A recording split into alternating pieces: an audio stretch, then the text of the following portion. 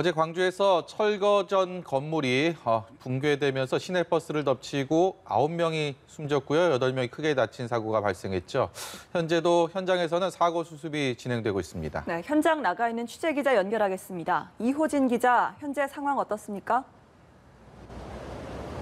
네, 광주 철거 건물 붕괴 사고 현장입니다. 어제 오후 4시 20분쯤 이곳에 있던 건물이 붕괴되며 바로 옆 도로를 지나던 시내버스를 덮쳤습니다.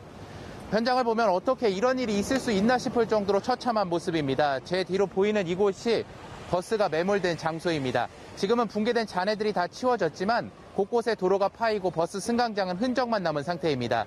제 뒤로 멀리 보시면 붕괴된 건물 잔해와 토사가 산더미처럼 쌓여 있습니다. 안전 가림막도 힘없이 휘어져 있는 모습입니다. 인도와 인접한 5층 건물을 철거하면서도 안전장치는 저렇게 파이프와 천으로 된 가림막이 전부였습니다. 이 사고로 9명이 숨지고 8명이 중상을 입었습니다.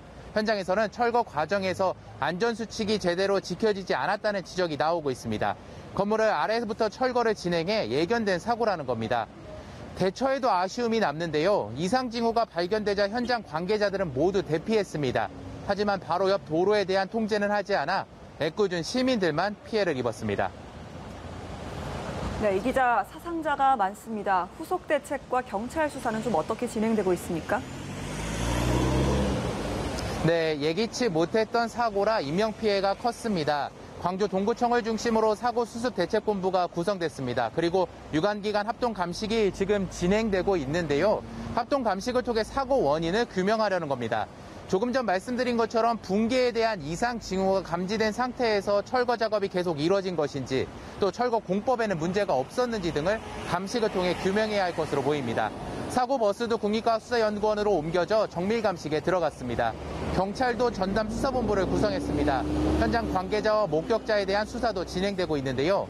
경찰은 현재 10명을 참고인으로 조사했습니다. 또 오후 1시부터는 사고 당시 굴착기에 타고 있었던 굴착기 기사에 대한 조사가 이뤄지고 있는 것으로 확인됐습니다.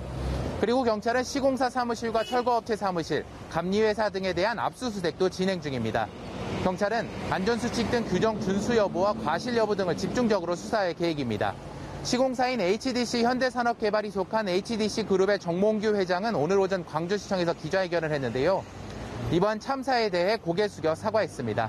지금까지 광주 철거 건물 붕괴 사고 현장에서 연합뉴스TV 이호진입니다.